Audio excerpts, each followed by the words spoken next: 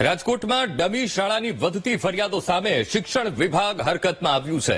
સ્થાનિક તંત્રને અંધારામાં રાખીને ગાંધીનગરથી શિક્ષણ વિભાગની ટીમ રાજકોટમાં તપાસ માટે પહોંચી તો શિક્ષણ વિભાગના અધિકારીઓએ કેટલીક શાળાઓમાં તપાસ કરી, શાળાઓમાંથી જરૂરી કાગળો કબજે કર્યા।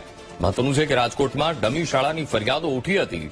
વિદ્યાર્થીઓના શાળામાં માત્ર નામ બોલાતા અને શાળામાં ભણવાના બદલે ક્લાસીસમાં અભ્યાસ કરતા હોવાની રાજકોટ સ્વનિર્ભર શાળા સંચાલક મંડળે ફરિયાદ કરી હતી। ડમી સ્કૂલના અનુસંધાને જે ચેકિંગ કરવામાં આવેલું છે એ આવકાર્ય છે, પરંતુ મને એવું લાગે છે કે સમય છે એ વખતે અયોગ્ય છે, કેમ કે અત્યારે એપ્રિલ મહિનો છે, ધોરણ 10 અને 12ની પરીક્ષાઓ પૂર્ણ થઈ ગઈ છે।